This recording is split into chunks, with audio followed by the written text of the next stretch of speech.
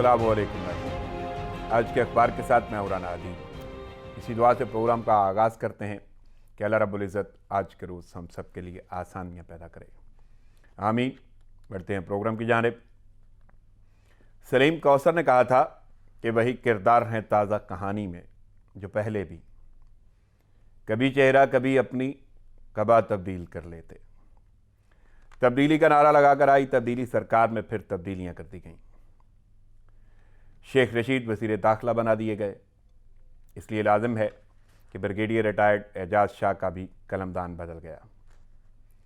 अब ये तजिया आवाम को खुद करना है कि एजाज शाह जी की जगह शेख साहब ही क्यों, बल्कि ये भी कहा जा सकता है कि वजारत दाखिला में शाह जी के होते हुए शेख जी का दाखिला कैसे हो गया। मेरी राय में, और मेरी राय गलत भी हो सकती है, फिर भी मेरी राय में शेख रशीद का वज़ीर दाखिला बनना कहीं ना कहीं ये यकीन दिलाता है कि हुकूमत अपोजिशन इत्तेहाद के लॉन्ग मार्च की मुंतज़र है, या दूसरे लफ्ज़ों में यूँ कह लें कि PDM का इस्लामाबाद की जानिब जनवरी में मार्च ज़रूर होगा। इसके असरात क्या होंगे वो तो वक्त पर छोड़ दें। बात करते हैं शेख साहब का रेल छोड़कर दाखिली अमूर में दाखिल होना कैसा है। अहम ओहदे पर फाइज होना उनके अहम होने की दलील है। जैसे ही उन्हें अहम ओहदा मिला तो उन्होंने जो पहले दिन कहा उसका सरसरी जायज़ा नहीं बनता, इसलिए ज़रा बगौर मतालिया करते हैं। उन्होंने एक जुमला बोला, अपोजिशन 10 दफ़ा 100 दफ़ा और 1000 दफ़ा बाहर निकले, ये उसका हक है। नाज़रीन, ये जुमला वज़ारत दाखिला के कलमदान संभालने के बाद पहले ही दिन शेख रशीद ने कहा है, इसलिए बहुत अहमियत का हामिल है, क्योंकि अब हुकूमत इसे दोहराए या ना दोहराए लेकिन अपोजिशन ज़रूर दोहराएगी। वज़ीर दाखिला ने कहा कि PDM के रिंग पिस्टन बैठे हुए हैं और प्लगों में कचरा है। PDM जो है वो चूं चूं का मुरब्बा है। अगर ये अपोजिशन हुई तो इमरान खान अगला इलेक्शन भी इन्हें मात दे देगा। रिंग पिस्टन, प्लग, कचरा, चूं चूं और मुरब्बा ये कोई नए लफ्ज़ नहीं है। हाँ, जो इन जुमलों में नया था वो था कि अगर ये अपोजिशन हुई तो, यानी मुस्तकबिल में किसी और अपोजिशन का भी वजूद हो सकता है। पूरा जुमला था अगर ये अपोजिशन हुई तो इमरान खान अगला इलेक्शन भी इन्हें मात देगा। अब सवाल यह है कि अगर ये अपोजिशन ना हुई तो इमरान खान क्या नहीं जीतेंगे? अगर फतह का यकीन ही दिलाना था तो फतह इसी अपोजिशन से मशरूत क्यों की? अब एक और अहम जुमला जिसमें उन्होंने अपोजिशन को मुखातब करते हुए कहा कि नालायक, नाअहल, नकम्मी, करप्ट, डिसऑनेस्ट, स्लगिश। यहाँ मैं वो लफ्ज़ नहीं बोलूँगा जो वज़ीर दाखिला ने इससे आगे बोला, बल्कि बोलूँगा तो वो भी नहीं जो उन्होंने उसके बाद बोला।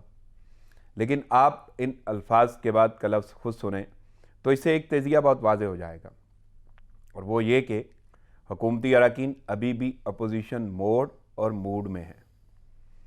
एक और बात काबिल गौर है, उनके ओहदे, शख्सियत, जिम्मेदारी, सोच, लफ्ज़ और जुमलों का वज़न करना हो तो उनकी आंखों से ज़रूर किया जा सकता है, क्योंकि उनकी आंखें बता रही थीं वो भी अपना वज़न दूसरों की आंखों में देख कर ही कर रहे थे। बकौल साहिर लुधियानवी कि आंखों से बड़ी कोई तराजू नहीं होती, तुलता है बशर जिसमें वो मीज़ान हैं आंखें। जी हाँ, एक मशीर भी वज़ीर बने हैं, उन्हें वजारत भी उसी शोबे की दी गई है जिसकी वो मुशावरत करते थे, और वह शोबा है मुईशत का।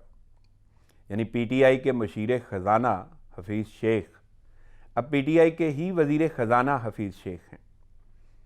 यह अलग बात कि उन्हें अवाम ने मुंतखब नहीं किया, यानी वो मुंतखब नुमाइंदे नहीं हैं, बल्कि वज़ीर आज़म इमरान खान ने अपने खुसूसी इख्तियारात के बायस उन्हें यह कलमदान सौंपा है। उम्मीद है अब मुईशत बेहतर होगी। नाज़रीन, हाज़िर होते हैं एक छोटे से वक्फे के बाद, साथ रहिएगा।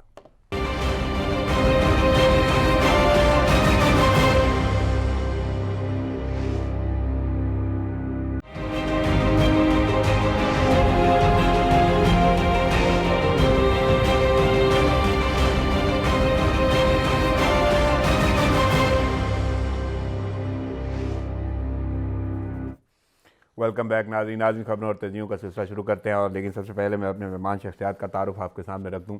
दो शख्सियात मेरे साथ मौजूद हैं स्टूडियो में। मेरे साथ जो शख्सियत मौजूद हैं बड़ी हमजहत हैं, बहुत सारे टाइटल्स उनकी ज़ात के साथ जुड़े हुए हैं। मेरे साथ मौजूद हैं मोटिवेशनल स्पीकर और तजियाकार मोहतरम जनाब तसद्दुक़ गिलानी साहब। अस्सलाम वालेकुम गिलानी साहब। वालेकुम अस्सलाम सर, बहुत शुक्रिया वक्त निकालने का, प्रोग्राम में आपने शिरकत की, थैंक्स लॉट। मैं दूसरी शख्सियत का भी आपके सामने नाज़रीन तारुफ रख दूँ। ये भी बड़ी हमजहत शख्सियत हैं, शोबा वकालत से इनका ताल्लुक़ है, बैरिस्टर हैं और इसके साथ साथ चेयरमैन नैब reforms committee Punjab Lahore high court bar barrister वक्कास अब्रेज़ Khan साहब। अस्सलाम वालेकुम वक्कास। जी वालेकुम सलाम अदील। बहुत शुक्रिया आपके वक्त जी और शिरकत का भी। मैं आगे बढ़ता हूँ, प्रोग्राम शुरू करते हैं। सबसे पहली हेडलाइन जो अखबारात की जीनत बनी, लीडिंग स्टोरी है गिलानी साहब, PDM तहरीक में तेज़ी आ गई और वो तेज़ी तो अच्छी खासी आ ही चुकी है। एक दिन बाकी है, यानी 13 तारीख बड़ी अहमियत की अमल है और उसके बाद जो गुफ्तगू आज कर हो रही है वो 31 दिसंबर की हो रही है, जो इस्तीफ़ों की डेडलाइन है। अच्छा, इसके साथ साथ जारहाना पॉलिसी अपनाने पर इत्तफाक हो गया और ये इत्तफाक कहाँ पे हुआ है? एक बड़ी अहम मीटिंग हुई है, वो मुलाकात हुई है अपोजिशन क़यादत में ही, यानी मरीम नवाज़ की मुलाकात उनसे बिलावल भुट्टो से। मुलाकात के बाद ये बताया जा रहा है कि डेडलाइन 31 दिसंबर की और इत्तफाक हो गया। तो कैसे देख रहे हैं ये PDM का इत्तेहाद आगे बढ़ता हुआ? जी देखें, जो मोमेंटम अपोजिशन ने अनाउंस किया था उसी मोमेंटम को उन्होंने एक्सरसाइज भी करना शुरू किया। मुख्तलिफ़ जलसे जो मुनाकिद किए गए उस हवाले से मुल्तान तक, और मुल्तान में जो कुछ हुआ वो आप लोगों ने देखा। लाहौर के लिए मेरा ख्याल प्रिपरेशन इससे भी ज़्यादा है। आप देखें तो जिस मीटिंग का आप जिक्र कर रहे हैं उससे पहले एक और मीटिंग भी थी अपोजिशन लीडर्स की, जिसमें एक लाए अमल तय किया गया। उसके बाद कुछ और इक़दामात के लिए मज़ीद कमेटियाँ बनाई गईं और अभी मरीम नवाज़ ने इस मोमेंटम को एक ख़ास लेवल पे लेके जाने के लिए उन्होंने रैलीज़ लाहौर के अंदर मुनाकिद करना शुरू की, जिन्होंने काफ़ी पज़ीराई नज़र आती है। मीडिया पे तो ज़रा कम नज़र आती है, सोशल मीडिया पे ज़्यादा नज़र आती है। उसने एक प्रेशर डेफिनेटली बिल्ड ज़रूर किया होगा। उसके साथ साथ लाहौर जलसे के लिए लोगों के अंदर एक जोश और जज्बा भी पैदा किया है। बिल्कुल, बहुत सारी कॉर्नर मीटिंग्स की हैं। जी हाँ, मरीम नवाज़ बहुत ज़्यादा। और जो आप जिक्र कर रहे हैं इस्तीफ़ों के हवाले से, उसमें जैसे हमने पहले भी कहा कि पीपल्स पार्टी का बड़ा अहम रोल समझा जाता रहा है। उसकी वजह यह है कि उनके स्टेक्स हैं सिंध में, और सिंध गवर्नमेंट को छोड़ना, असम्बली से रिज़ाइन करना, वो एक बहुत बड़ा फ़ैसला समझा जाता है। तो मेरा ख़्याल है इत्तफ़ाक़ ये हुआ होगा, मैं एज्यूम कर रहा हूँ या मेरा एनालिसिस है कि शायद सिंध असम्बली के इस्तीफ़े लेके रख तो लिए जाएँ, लेकिन नेशनल लेवल पे या नेशनल असम्बली के लेवल पे ये गेम रचाई जाए, जिसकी आप डेडलाइन का जिक्र कर रहे हैं। वो इस्तीफ़े कलेक्ट करने की डेडलाइन है कि सारी जो MNAs हैं या MPs हैं पर भी तो इत्तफाक हो गया है। जी हाँ, वो अपने इस्तीफ़े अपनी क़यादत को जमा करा दें और लगता है कि जनवरी में कहीं इसको डिस्प्ले करने का प्लान भी होगा। उसमें ये भी हो सकता है कि रैलीज़ हों, उसके बाद लॉन्ग मार्च हो और फिर इस्लामाबाद में आके कहीं पार्लियामेंट के सामने वो कहेंगे हम। कितना कामयाब देख रहे हैं आप? देखें, अगर किसी भी सूरत में मुल्तान से ये एग्ज़ाम्पल नज़र आई है कि जितना ज़्यादा आप रेजिस्ट करते हैं उतनी हाइप पकड़ता जाता है ये चीज़। तो अगर लाहौर में भी अभी भी देखा जाए तो बहुत सारी ऐसी बातें हो रही हैं जिससे उसकी अहमियत मीडिया में बहुत बढ़ना शुरू हुई है। और लाहौर, जैसे आपने कहा कि पहले भी हम समझते हैं कि मुस्लिम लीग का भी काफ़ी हद तक बहुत बड़ा वोट बैंक है, अपोजिशन भी बहुत ज़्यादा इन्वॉल्व है। तो एक इंटरेस्टिंग सिचुएशन होगी और जलसा मेरा ख़्याल है चाहे जितनी भी कोशिश की जाए होगा ज़रूर, और बड़ी तादाद में लोग शिरकत भी ज़रूर करना चाहेंगे, अनटिल अनलेस कि कोई ऐसा कोई आपस में इनकी तय ना हो जाए कोई मामलात, या कोई बहुत बड़ा थ्रेट ना हो, जिस तरह अभी नेक्टा ने भी जिक्र किया है। तो उससे शायद थोड़ी से मामलात किसी और तरफ जा सकते हैं या नहीं, लेकिन लगता ही है बज़ाहिर के जलसा होगा और बड़ा तसादम आपको नज़र आ रहा है? हुकूमत मेरा नहीं ख्याल ये ऑप्ट करेगी तसादुम, हालांकि शेख साहब का आना इस तरफ इशारा कर सकता है। मैं शेख साहब पे भी आऊँगा आपकी तरफ, लेकिन उससे पहले मैं वकास अब्रेज़ से जानना चाहता हूँ। वकास, सूरत हाल ये है कि बड़ी मीटिंग हुई है अपोजिशन इत्तेहाद में, यानी क़यादत मिल बैठी है और उसमें बिलावल भुट्टो और मरीम नवाज़ थी, और वाज़े तौर पर एक तो वो डेडलाइन 31 दिसंबर की जिसमें इस्तीफ़े जमा होने हैं, उसके साथ साथ तहरीक में तेज़ी लाना, और सबसे अहम बात यह है कि जारहाना पॉलिसी पर इत्तफाक हुआ है। तो कैसे देख रहे हैं ये मुलाकात और जलसा? देखिए, जहाँ तक इस्तीफों की बात है और जलसे की बात है, पहले मैं इस्तीफों की बात करूंगा। देखिए Adeel, this is a very difficult job on the part of members, जो कि किसी भी सूबाई असम्बली के मेंबर्स हैं या कौमी असम्बली के मेंबर्स हैं। Once you are elected by the votes of the people, उसके बाद इस्तीफा देना और फिर दोबारा से बाई इलेक्शंस की तरफ जाना और नए सिरे से फिर रकम का सर्व करना, लोगों का मैंडेट लेना और हुकूमत के खिलाफ। आपको पता है हमारी मुल्क के अंदर जितने भी बाई इलेक्शंस होते हैं उसके उसमें जो हुकूमत की रिट है या हुकूमत की पावर है वो एज कम्पेयर टू अपोजिशन बहुत ज़्यादा स्ट्रॉन्ग कंसिडर की जाती है, और हुकूमत की बिल्कुल। पार्टी से जो भी जो कंटेस्ट करता है उसकी वर्थ ज्यादा कंसीडर की जाती है, हमारे मुल्क का जो पॉलिटिकल कल्चर है। लिहाजा जहां तक इस्तीफों की बात है कि सूबाई असम्बली से पीपल्स पार्टी वाले बाहर निकल आएंगे, आपने देखा कि पीपल्स पार्टी वाले इस पीडीएम तहरीक का हिस्सा तो है, लेकिन गुजरांवाला में जो जुबान इस्तेमाल की गई नवाज शरीफ साहब की तरफ से और इनके दीगर जो रहनुमा थे, उसके बाद जो बैक फुट पे आई पीपल्स पार्टी कराची के जलसे में और गिलगित बल्दिस्तान के जलसे में, उन्होंने कम्प्लीटली अपने आप को उस बयानिया से विड्रॉ कर लिया। तो लेटर ऑन ये भी मुमकिन है कॉन्स्टिट्यूएंट स्टेज जब ये लोग इस्तीफे जमा करवाने पे आए पीपल्स पार्टी की तरफ से, ये बयान सामने आया कि हमारे मेंबरान हैं वो इस्तीफा देने के लिए राजी नहीं है, लिहाजा हम इस्तीफा विड्रॉ करते हैं और हम इस्तीफे नहीं देंगे। अभी 31 तारीख में काफी वक्त है। जहां तक लाहौर के लेकिन जलसे की बात वकास, है, जो अगर आपका मैं इस बात को क्वेश्चन, थोड़ा सा आगे बढ़ाऊं, पहली बात तो ये है कि वो इस्तीफे आना शुरू हो गए हैं सिंध असम्बली से भी, बल्कि वज़ीर इत्तलात सिंध नासिर शाह का भी इस्तीफा आ चुका है। लेकिन मुझे दूसरा रुख जाना है, जिस तरह आप बात कर रहे हैं कि हो सकता है कि पीपल्स पार्टी इनकार कर दे, ना जमा कराए जाएं या कोई भी टालम टोल की जाए, लेकिन अगर वो जमा करा देती है तो अपोजिशन इस्तीफे तो देगी, ठीक है। अगर अपोजिशन इस्तीफे देती है तो दूसरी जानब भी तो ऐसा ही रुख है कि वज़ीर आज़म कह रहे हैं ठीक है हम इलेक्शन करा लेंगे, बाई इलेक्शन, तो अरबों लगे या वक्त जितना भी और मर्जी लगे, इसका मतलब है कि वो इलेक्शन करवा लेंगे। तो उस सूरत में आप किसे देख रहे हैं कामयाब होता? देखिए इलेक्शंस तो करवाए जा सकते हैं, बाई इलेक्शंस करवाए जा सकते हैं। जहां तक ये पीडीएम की तमाम जमातों की बात है और इनके इस्तीफों की बात है, अगर कौमी असम्बली में भी इस्तीफे देते हैं तो अगर नंबर गेम्स देखें तो 150 के करीब इनके अराकीन हैं जो कौमी असम्बली से इस्तीफे दे सकते हैं, तो उस पर बाई इलेक्शंस करवाए जा सकते हैं।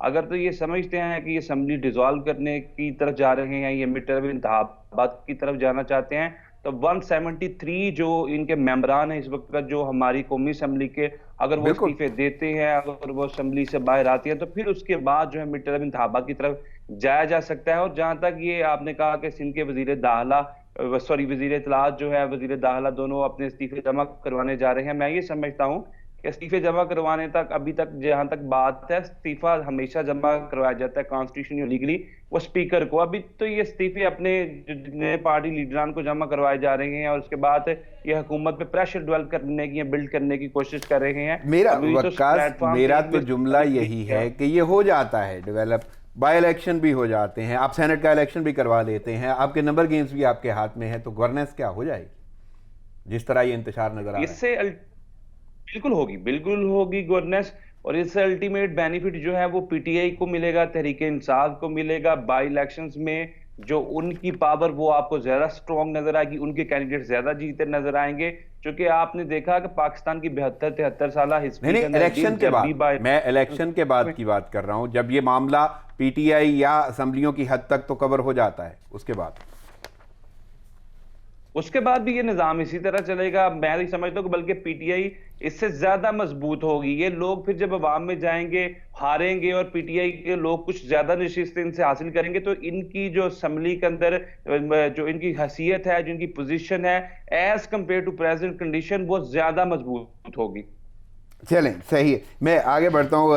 गिलानी साहब, बात करते हैं हुकूमती अरकान की भी, यानी शिबली फराज भी बोले और उन्होंने वाज़ेह तौर पर नवाज शरीफ और जरदारी को जो है वो बदउनवान, करप्शन का सुल्तान करार दे दिया, और साथ में कहते हैं कोरोना और बदउनवानी दोनों एक साथ हैं, दो वबाएँ मुसल्लत हैं। फजल रहमान पर भी उन्होंने तनकीद की है अच्छी खासी, तो कैसे देख रहे हैं ये वज़ीर इत्तलात का बयान? जी, वज़ीर इत्तलात ज़ाहिर है उनका कलमदान उनसे तकाज़ा करता है कि वो हुकूमत की तरफ से अपोजिशन पे एक अटैक लॉन्च रखें, जब वो रखे हुए हैं बहुत अरसे से। अब ये अलग बात है कि जो उन्होंने इल्ज़ाम लगाए हैं वो अदालतों से किस तरह साबित होते हैं। अभी रिसेंटली जो मामलात हुए उसमें करप्शन के हवाले से अदालत ने कोई वर्डिक्ट जारी नहीं किया, اس کے علاوہ بہت ساری چیزیں تھیں، لیکن یہ وہ بیانیے ہیں، سیاسی بیانیے ہیں جو ایک دوسرے پہ الزامات کی صورت میں میڈیا کی زینت بنتے رہتے ہیں۔ ظاہر ہے اپوزیشن کا ایک بہت بڑا پریشر ہے جو انہوں نے اس مومنٹم سے پیدا کیا، جو آپ بات کر رہے تھے ابھی وقاص صاحب نے بھی بات کی۔ دیکھیں یہ ایک پریشر بنتا رہے گا، میرا یہ خیال ہے کہ اگر اپوزیشن ریزائن کر بھی دیتی ہے، جیسے تحریک انصاف نے ریزائن کیا تھا نا اسمبلیوں سے، اور اس کے بعد وہ معاملات طے ہو گئے تھے، واپس آ گئے تھے۔ اپوزیشن اگر ریزائن کر بھی دیتی ہے اور اگر حکومت معاملات طے کرنے کی طرف نہیں جاتی یا ادارے نہیں جاتے معاملات طے کرنے کی طرف، تو بائی الیکشنز ہوں گے۔ اب بائی الیکشنز میں کیا گارنٹی ہے کہ دوبارہ سے اپوزیشن کانٹیسٹ نہیں کرے گی؟ ہو سکتا ہے دوبارہ کانٹیسٹ کریں، کانٹیسٹ کر کے اگر یہ معاملات پھر طے نہیں ہوتے دوبارہ بھی ریزائن کر سکتے ہیں۔ یہاں پہ ایک جملہ ضرور بولنا چاہوں گا کہ آپ نے حکومت کا لفظ استعمال کیا، اداروں کا لفظ استعمال کیا۔ اداروں کا لفظ میں استعمال نہیں کرنا چاہتا، حکومت کا ہی رکھ لیتے ہیں، اور حکومت سے اگر کوئی بھی مذاکرات ہونے ہوتے تو جو آج کل لہجے چل رہے ہیں نا، جو گفتگو ہو رہی ہے، وہ میں نہیں سمجھتا۔ ایون وزیر اعظم خود آفر کر رہے ہیں، انہوں نے پیشکش کی ہے، بات کی ہے، انہوں نے بولا ہے آئیں تحریک عدم اعتماد لے آئیں، پارلیمنٹ میں چلتے ہیں، بات کرتے ہیں۔ لیکن آپ کو لگتا ہے یہ گرفتاریاں اور یہ جو لہجے ہیں، جس طرح کی گفتگو کی جاتی ہے، معاونین، مشیر اور یہ جتنے بھی ترجمان باتیں کرتے ہیں، ان باتوں کے بعد کوئی ایسی صورت لگتی ہے کہ اپوزیشن حکومت کے ساتھ بیٹھے گی؟ دیکھیں اپوزیشن نے تو واضح طور پہ کہہ دیا کہ اب وہ وقت گزر گیا کہ جب ہم حکومت کے ساتھ بیٹھیں۔ وہ وقت اس سے پہلے تھا جب بیٹھا جا سکتا تھا۔ اب وہ نیکسٹ پلانز کی طرف جا رہے ہیں، جو ان کا ایجنڈا ہے اس طرف جا رہے ہیں، اور اس میں جیسے آپ کہہ رہے ہیں کہ ٹکراؤ کی صورتحال دکھنے میں نظر آتی ہے، بیانات بہت سخت ہیں۔ ایک طرف آپ کہتے ہیں جی آپ آئیں ہمارے ساتھ بیٹھیں، دوسری طرف جو نظر آ رہے ہیں، جیسے ابھی ہم نے شبلی فراز صاحب کا ذکر کیا، اور بہت سارے لوگوں کے بیانات ہیں اپوزیشن کی طرف سے، اس بہت سخت بیانات ہیں، تو یہ ماحول کوئی اس طرح نظر نہیں آ رہا کہ بہت جلد کوئی ایسا معاملہ ہوگا کہ وہ لوگ بیٹھیں گے ایک ساتھ۔ لیکن الٹیمیٹلی سیاست میں کہیں نہ کہیں کسی نہ کسی کے ساتھ بیٹھنا پڑتا ہے، اور وہ ایک دوسرے کو آزمائیں گے، دیکھیں گے کتنا کس میں دم ہے، اور پھر الٹیمیٹلی مذاکرات تو ہونے ہیں۔ نہیں، آپ کو اس میں حکومت شامل ہوگی؟ حکومت دیکھیں شامل نہیں ہوئی تو مذاکرات کیسے ہوں گے؟ کہیں نہ کہیں کوئی نہ کوئی تو اس کو۔ وقار صاحب میں یہ جاننا چاہتا ہوں، جس طرح میں بتا رہا ہوں کہ بیانیہ سامنے آتا ہے حکومتی اراکین کا بھی، اور حکومتی اراکین کے لہجے اور انداز بھی ویسے ہی ہیں، بڑے ترش، یا میں اگر استعمال کروں کہ جارحانہ پالیسی ہے، اور واضح طور پہ وزیر اطلاعات کہہ رہے ہیں زرداری اور نواز شریف کو کہ یہ جی سلطان ہے کرپشن کے۔ اس کے ساتھ ساتھ انہوں نے دو وبائیں بتائی ہیں، ایک کرونا اور ایک بدعنوانی جو مسلط ہے ملک پر۔ تو کیسے دیکھ رہے ہیں ایسے بیانات اور اس کے بعد جلسہ؟ اب میں جلسے پہ تبصرہ ضرور چاہوں گا۔ دیکھیں عدیل، پہلے نمبر پہ تو یہ بات ہے کہ نیگوسیشن یا مذاکرات یا کنسیلیشن کس چیز پہ کی جائے۔ ہمیشہ جب بھی انہوں نے مذاکرات کی بات کی تو ہمارے پرائم منسٹر کی طرف سے اور حکومتی وزراء کی طرف سے یہ اعلامیہ جاری کیا جاتا ہے کہ مذاکرات میں ایک ہی بات کو یہ ایڈوانس کرتے ہیں جتنے بھی ہمارے پولیٹیکل اپوننٹ ہیں کہ نیب کو بند کر دیا جائے، سیکنڈلی احتساب کے عمل کو روک دیا جائے، اور ہماری جتنی بھی کرپشن ہے، جو ہم نے کرپشن کی ہے اس کے خلاف جتنے بھی ہمارے کیسز زیر التوا ہیں ان کو امبارگو کیا جائے۔ یہ تو ہے ہماری حکومت کا موقف، ہمارے پرائم منسٹر کا موقف۔ اور پھر جب اپوزیشن سے یہ بات پوچھی جاتی ہے تو وہ سراسر اس سے مکر جاتا ہے کہ ہم نے تو ایسی بات ہی نہیں کی، ہم نے تو NRO کی بات ہی نہیں کی، لہٰذا مذاکرات کس چیز پہ آپ کریں گے؟ مذاکرات میں نہیں سمجھ کسی قسم کے مذاکرات کیے جا رہے، اس سے پہلے بھی بارہا کوشش کی گئی، لہٰذا مذاکرات کی according to my point of view اگر مجھ سے میری پروڈکشن ہے تو کوئی اتنی گنجائش نظر نہیں آتی۔ جہاں تک آپ کی دوسری بات ہے کہ جو لاہور کے اندر جلسہ ہے، آپ نے جس طرح تصدق صاحب نے بات کی کہ وہ نیکٹا نے تو پہلے ہی بتایا کہ لاہور میں دہشت گردی کا بھی ایک ایلیمنٹ سامنے آیا ہے، کرونا پہلے سے اس کی سیکنڈ سپائک سے پاکستان کے اندر وہ اپنے پیک پہ آ چکی ہے اور اس کی شدت میں اضافہ ہوتا جا رہا ہے۔ اور ایک چیز کو جب آپ انلیگل قرار دے اور جلسے سے آپ ان کو روکے، آلدو کے آرٹیکل 19 کے تحت اور 16-17 کے تحت یہ کانسٹیٹیوشن رائٹ ہے، لیکن لوگوں کی زندگیاں جو ہیں وہ بڑی قیمتی ہیں اور اسٹیٹ کا کام ہے کہ ان کی زندگیوں کو تحفظ دینا۔ اگر آپ ایک چیز کو انلیگل قرار دیتے ہیں تو بائی لا یہ آپ کو اختیار ہے، یہ آپ کی رٹ ہے کہ ان لوگوں کو گرفتار کریں، ان کو اس چیز کا احساس دلائیں کہ آپ کے جلسے جلوسوں کی وجہ سے آپ لوگوں کی زندگیاں اسٹیک ہیں، رسک ہے۔ جس طرح پرائم منسٹر صاحب نے بات کی کہ کہ ہم نے چونکہ اپوزیشن سے ہم یہ ریکویسٹ کرتے ہیں, درخواست کرتے ہیں کہ آپ وہ ادارہ اگر جلسے جلوس کرنا چاہتے ہیں, یہ آپ کا کانسٹیٹیوشن لیگل رائٹ ہے, لیکن 2-3 مہینے کی طرح سے میں سمجھتا ہوں کہ ہمارا ملک 2-3 مہینے بعد بھی جلسوں کا متحمل نہیں ہو صحیح. سکتا. وقاص صاحب, بیرسٹر صاحب, یہاں پہ مجھے ایک چھوٹا سا وقفہ لینا, وہ گفتگو یہیں سے سلسلہ جوڑیں گے. ناظرین, پروگرام ایک لیتے ہیں, پروگرام میں ایک شارٹ بریک, ساتھ رہیے گا.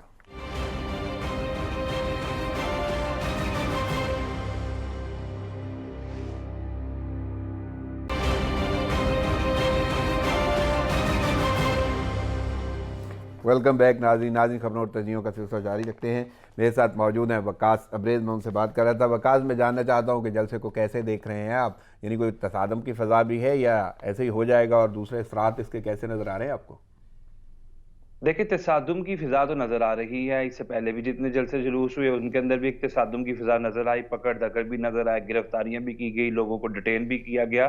لیکن میں یہ سمجھتا ہوں کہ اگر جہاں تک اس کے پولیٹیکل امپیکٹ کی بات ہے یا اثر رسوخ کی بات ہے, تو اس سے پہلے بھی جتنے جلسے جلوس ہوئے, 126 دن کا دھرنا بھی ہے تحریک انصاف کا, پاکستان کی پولیٹیکل ہسٹری کا طویل ترین دھرنا, اس سے بھی کچھ نہیں ہوا. وقتی طور پہ آپ حکومتوں پہ پریشر جو ہے وہ ڈیولپ کرتے ہیں, لیکن اس سے کبھی نہ استعفے ہوئے ہیں. پاکستان کی تاریخ آپ کے سامنے, اس کا مطالعہ کریں تو اس سے پہلے بھی کبھی استعفے نہیں ہو سکے. اور نہ میں سمجھتا ہوں کہ حکومت جو ہے وہ ان کے استعفوں کی وجہ سے یا ان کے جلسے جلوسوں کی وجہ سے یا ان کی ریلیوں کی وجہ سے کسی دباؤ میں, کسی پریشر میں آئیں گے, بلکہ لوگوں کا, میں یہ سمجھتا ہوں بطور اسٹوڈنٹ آف لا, بطور اسٹوڈنٹ آف ہسٹری, کہ لوگوں کا ان کی طرف سے ایک نیگیٹو امپیکٹ جو ہے وہ ضرور پرووک ہوگا کہ لوگ کرونا کی وجہ سے مر رہے ہیں, ان کی زندگیاں ایٹ سٹیک ہیں, اور یہ لوگ جلسے جلوس کر رہے ہیں, اپنے پاور شوز کر رہے ہیں, اور لوگوں کی زندگیوں کی ان کی کوئی پرواہ نہیں. یہاں عوام کو بھی تفکر اور تدبر کرنے کی ضرورت ہے کہ آپ جب جلسے جلوسوں میں جاتے ہیں تو آپ کے,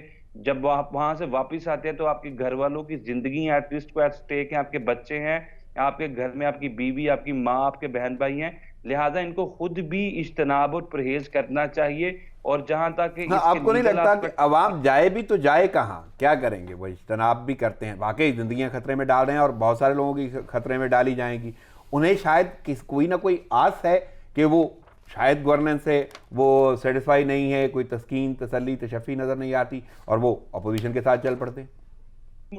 دیکھیں عدیل, مٹھی بھر لوگ اگر آپ کی گورننس سے سیٹسفائی نہیں ہے, کنٹینٹڈ نہیں ہے, تو اس کا مطلب یہ نہیں ہے کہ پی ٹی آئی کی حکومت گھر چلی جائے. آرٹیکل 52 ہے آئین پاکستان کا جو یہ بتاتا ہے, نہ تو میں وقاص صاحب, نہ تو میں اپوزیشن کی بات کر رہا ہوں جس کو آپ مٹھی بھر کہہ رہے ہیں کہ وہ اگر راضی نہیں ہے, نہ میں حکومت کی بات کر رہا ہوں. میں تو ان کی بات کر رہا ہوں, اس عام آدمی کی, اس غریب شخص کی, کہ جسے کچھ نہ کچھ تو چاہیے زندہ رہنے کے لیے. آپ کی معیشت, آپ کے باقی اشاریے, بلکہ اشاریوں سے تو انہیں غرض بھی نہیں ہے, روزمرہ زندگی کی اشیاء ضروریات.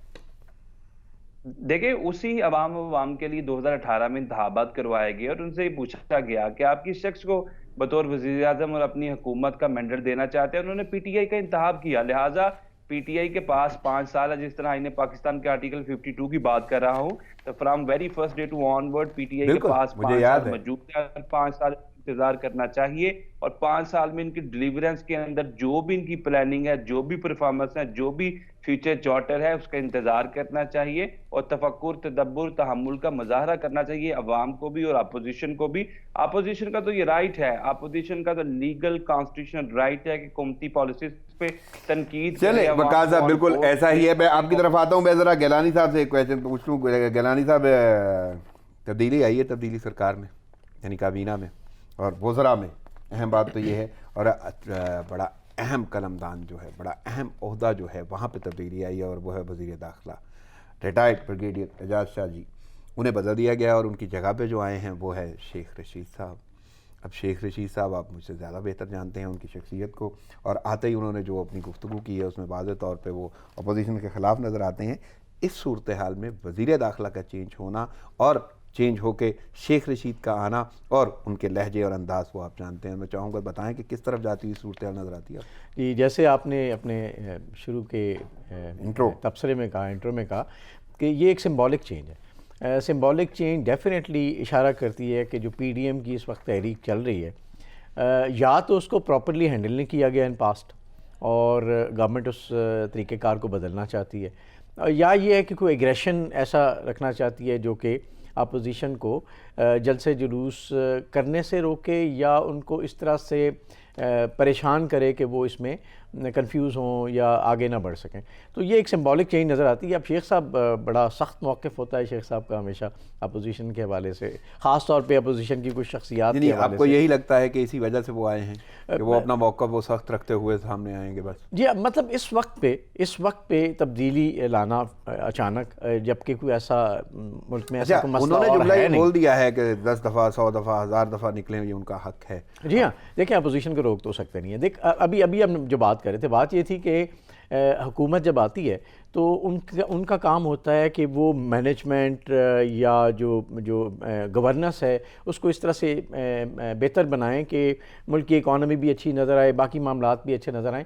لیکن ابھی تک نظر یہ ہے کہ گورنمنٹ کی پوری توجہ ہمیشہ اپوزیشن کو ٹیکل کرنے میں لگی رہی ہے. ایون ہمارے اوورسیز پاکستانی جنہوں نے پی ٹی آئی کو بہت سپورٹ کیا, آج وہ بھی رو رہے ہیں کہ ان کے بچوں کے ایڈمیشنز کے حوالے سے جو پالیسی تبدیل کی گئی ہے وہ بھی بڑے پریشان ہیں. تو گورنمنٹ نے اپنی کوئی پالیسیز کو میرا نہیں خیال کوئی اتنی کنسسٹنسی سے چلایا. عوام میں خاص طور پہ عام آدمی پریشان ہے. اب اپوزیشن کی بات اگر اسمبلیز میں سن لی جائے شروع سے ہی تو وہ کبھی یہ موقع نہ آئے. کا جملہ میں یہاں پہ ضرور کوٹ کروں گا. وہ کہتے ہیں کہ اسی عوام نے تو, اور یہ بات واقعی اس میں کوئی دو رائے نہیں ہے اور نہ غلط ہے میرے خیال میں, کہ اسی عوام نے چنا ہے. جی بالکل ٹھیک ہے, اسی عوام نے چنا ہے. دیکھیں بات یہ ہے کہ عوام چنتی ہے کہ آپ ہماری 1 2 3 4 چیزیں جو اچھی نہیں چل رہی ہیں ان کو بہتر کر دیں. اگر وہ بہتر ہو جائیں تو عوام بھی خوش, اپوزیشن کے پاس بھی کہنے کا کچھ خاص نہیں رہتا سوائے بلا بلا کے. لیکن ابھی تو اتنا کانٹینٹ دے دیا نا ہماری حکومت نے کہنے کے لیے کہ وہ اب اسمبلی میں اگر بات کرتے اس وقت ایک دوسرے کی باتیں سنی اور سمجھی جاتی تو میرا خیال ہے یہاں تک نوبت آتی ہی نہ. یہ ہر گورنمنٹ کو, یہ نہیں پی ٹی آئی کی گورنمنٹ کو, ہر گورنمنٹ کو یہ سمجھنا چاہیے کہ اسمبلیز فورمز بنتے ہی اس لیے کہ آپ بیٹھ کے سبجیکٹو بات کریں, کوئی آبجیکٹو ہو ان چیزوں کا کہ کون سی پالیسیز ہیں جو جس کی وجہ سے بہتری آ سکتی ہے. اپوزیشن بھی اس پہ جائز تنقید کرے, ان کی بات کو سمجھا جائے. کیونکہ وقت مجھے اجازت نہیں دے رہا, ورنہ ضرور اس پہ گفتگو ہو سکتی ہے کہ اسمبلی کے جتنے سیشنز ہوئے اس کا جتنا بھی دورانیہ استعمال کیا گیا وہ کن معاملات پہ تھا, کن ایشوز پہ تھا, وہ کتنا غریب اور کتنا آدمی, اور وہ شخص جس نے انہیں منتخب کر کے یہاں پہ بھیجا تھا, یہ عوامی نمائندے تھے, ان کے بارے میں کتنی بات ہوئی ہے واقعی. لیکن یہ سلسلہ آگے بڑھ جائے گا, میں اس کی طرف نہیں جاؤں گا. میں ذرا وقاص صاحب سے بھی پوچھ لوں. وقاص صاحب, شیخ رشید وزیر داخلہ ہو گئے, بن گئے, اور اب آپ کو کیا نظر آ رہا ہے, کیا لگ رہا ہے کہ اس تحریک میں ان کا اثر یا وہ ان کا کردار ادا ہوگا, یا کوئی آگے کوئی کردار نظر آ رہا ہے؟ بڑی کروشل سچویشن میں بڑا اہم عہدہ انہیں دے دیا گیا ہے اور شخصیت بھی اہم ہے, کیسے دیکھ رہے ہیں؟ دیکھیں جی, جتنے بھی پاکستان کے اندر یہ گزشتہ 2.5 سال کے اندر چینجز کی گئی حکومت میں, جتنے بھی کابینہ کے اندر, میں یہ سمجھتا ہوں these are just changes of face, اور اس میں حکومت کی جو پالیسی ہے, ان کا جو بیانیہ ہے, اس کے اندر کوئی بھی تبدیلی نہیں آئے گی. اور یہ صرف فیسز چینج کر دیے جاتے ہیں, بیانیہ وہی ہے, اور بیانیہ وہی ہے جو پرائم منسٹر کا لایا ہوا بیانیہ ہے, جو ان کا موقف ہے, اسی کو آن بورڈ لینے کے لیے یا اسی کو پرووک کرنے کے لیے یہ فیسز بدل دی جاتے ہیں, جو کہ اس سے پہلے شاہ صاحب تھے. اور میرا بھی یہ خیال ہے کہ شاہ صاحب بطور وزیر داخلہ اتنے زیادہ افیکٹو نہیں تھے. شیخ رشید صاحب چونکہ پہلے بھی بہت زیادہ وزارتیں بتا چکے ہیں اور ان کا ایکسپیرینس بھی ہے, اور ہماری ملک میں آپ دیکھتے ہیں کہ ہمیشہ سے ہم یہ بات کرتے ہیں کہ بیوروکریسی جو ہے وہ بہت سٹرونگ ہے, اور اس کو ٹیکل کرنے کے لیے یا اس کو بہتر طریقے سے چلانے کے لیے افیکٹولی کسی ایک افیکٹو شخص کی ضرورت ہے. لہٰذا شیخ رشید جو ہے. لیکن وقاص صاحب, میں اس جملے پہ نہیں جاؤں گا. میرے خیال میں, کیونکہ میرا جتنا بھی صحافی حوالے سے بھی تجزیہ تجربہ جو بتاتا ہے اور جتنا میں جانتا ہوں, وہ شخصیت بہت یعنی باصلاحیت ہیں, اور جہاں تک آپ جملہ استعمال کر رہے ہیں افیکٹو شخصیت کے حوالے سے, تو میں نہیں سمجھتا. لیکن میں آپ سے ایک بڑا اہم سوال یہ پوچھنا چاہتا ہوں کہ احتجاج تو جاری, جلسہ بھی ہوگا, جتنے مرضی اعلانات ہو جائیں, اپوزیشن بھی ریڈی ہے, لہجے بھی بڑے ہارش ہیں, یا یوں کہہ لیں کہ جارحانہ پالیسی ہے. لیکن وہ جو نیکٹا کا تھریٹ ہے جو ہائی الرٹ کر دیا گیا ہے, اس حوالے سے میں قانونی رائے جاننا چاہتا ہوں کہ حکومت کہاں تک جائے, کتنا وہ کرنا چاہیے, اور کیا صورتحال ہونی چاہیے.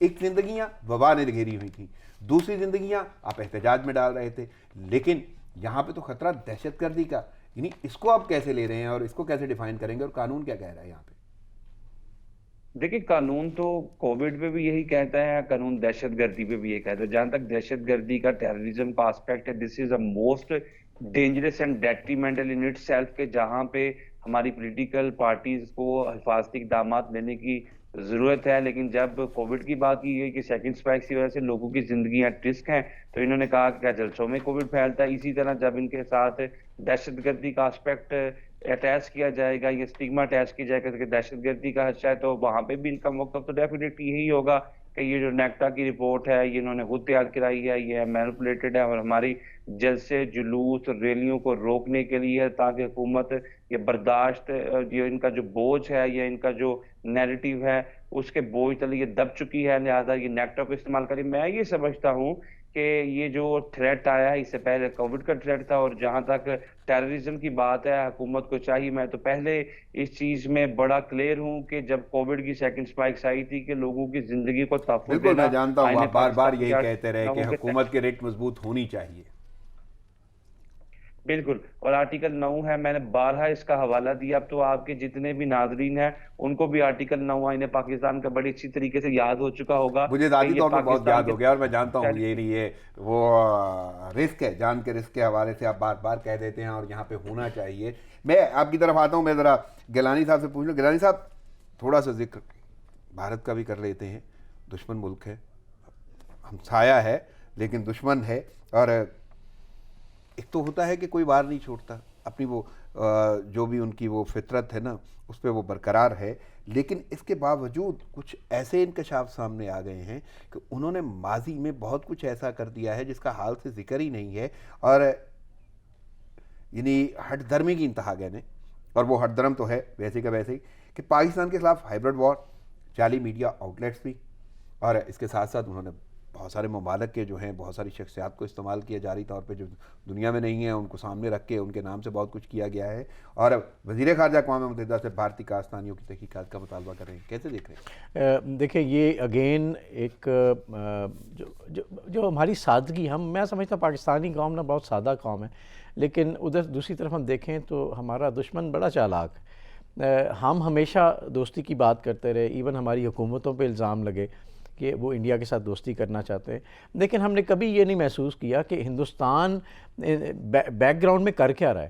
اور یہ بہت بڑی مثال ہے جو آپ نے دی اور جس کو وزیر خارجہ نے ہائی لائٹ کی، اور میرے خیال پاکستان کی کامیابی بھی ہے اس حد تک کہ ہم لوگ، اور اب یہ دنیا جان گئی ہے، جی ہاں، یعنی یورو میں اس میں انفارمیشن یہ پاس آن ہوئی ہے. تو ہم یہ مسلسل جو ایونٹس ہو رہے ہیں نا، میں پہلے بھی کہہ رہا تھا کہ کشمیریوں کی جو خون ہے وہ کہیں نہ کہیں رنگ لا رہا ہے. اللہ تعالیٰ کی قدرت ہے جو ان کی مدد کر رہی ہے کہ وہ بات بڑھتے بڑھتے ہندوستان کا اصلی چہرہ جو دنیا کے سامنے آ رہا ہے، اس میں یہ بھی بڑی اہم بات ہے کہ پاکستان جیسا ملک جو پہلے ہی دہشت گردی کا شکار ہے، جس کے ہمسایوں میں ہر وقت انسٹیبلٹی ہے، جہاں پہ اکنامیکل کرائسس ہے، اسی جو پچھلے 30-40 سال سے ایک فارن انویژن افغانستان میں ہوئی، اس حوالے سے بھی اسی ملک کے خلاف ایک پروپیگنڈا مہم پہ اچھے خاصے پیسے خرچ کرنا، یہ ہندوستان کی انسیکیورٹی بھی ہے، اور ہندوستان کی اس بات کی علامت بھی ہے کہ وہ اس خطے میں امن کو فروغ دینا ہی نہیں چاہتا. اور اس وجہ سے ڈی فیم کرنا پاکستان کو، جو پہلے ہی ایک مشکلات کا شکار ہے. ہمسایوں میں دیکھیں نا، اگر ہمسائے ہیں تو ہمسائے ہیں، اس کا رول یہی ہوتا ہے کہ اگر آپ مشکل میں ہیں ہمسایہ تو اس کی مدد کی جائے تاکہ اسٹیبلٹی رہے، محلے میں، خطے میں امن رہے. امن کے دشمن ہیں، ان کے محلے اور خطے میں امن رہے، یہی ہے نا سمجھداری تو یہی ہے.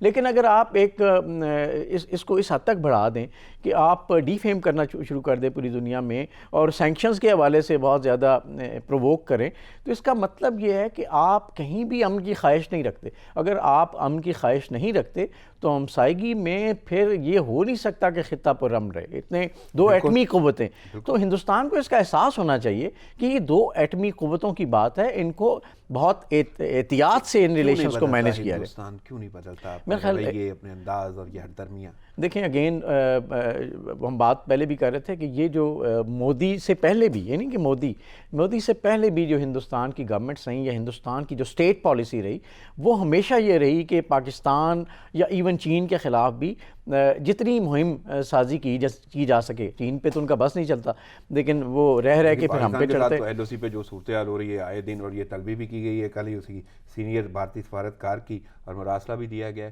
کیوں سمجھ نہیں آتی بھارت کو؟ دیکھیں جب بھی ہندوستان کے اندر کوئی اندرونی معاملات پیدا ہوتے ہیں نا، الیکشن سے تو ہمارے بارڈر پہ آ کے کھڑے ہو گئے، ابھی وہ کسان وہاں پہ احتجاج کر رہے ہیں ناجائز پالیسیوں کے خلاف، تو اس وہاں سے توجہ ہٹانے کے لیے توجہ ہٹانے کے لیے یہاں اپنے کھڑے ہو مسائل گئے. سے توجہ چائنا کے ساتھ جو ہزیمت برداشت کرنی پڑی، ابھی ریسنٹلی جو نئی پکچرز آئی ہیں اس میں لگتا ہے کہ چائنا نے اور علاقوں پہ قبضہ کر لیا ہے اس ہزیمت کو. تو یہ ہمیں نا، میرا خیال ہے ہمیں دنیا کو سمجھانا ہے کہ جب بھی ان کے اندرونی معاملات یا اپنے آپ کو انٹرنلی ڈی فیم ہونے لگتے ہیں تو یہ آ کے ایک وینچر ہمارے اگینسٹ لانچ کرتے ہیں جو بہت خطرناک ہے. اپنے کمزور فیصلوں اور حکومت یا جو بھی وہ کر رہے ہیں ان کو چھپانے کے لیے، توجہ ہٹانے کے لیے یہ کرتے ہیں، اور یہ بہت خطرناک ہے. دنیا کو یہ سمجھنا چاہیے کہ آپ ایک ایٹمی قوت کو تھریٹ کر رہے ہیں، اور یہ خدا نہ خواستہ سپارک کر گئی تو یہ پوری دنیا کا امن لے بیٹھے گی. تو اس ہندوستان کی اس چیز کو بڑا سیریس لینا چاہیے. صحیح. بیرسٹر وقاص، آپ سے میں جاننا چاہتا ہوں، یہ جو ابھی انکشاف ہوئے ہیں بھارت کے حوالے سے، پوری دنیا نے جان لیا ہے ان کا پروپیگنڈا کو، اور اسپیشلی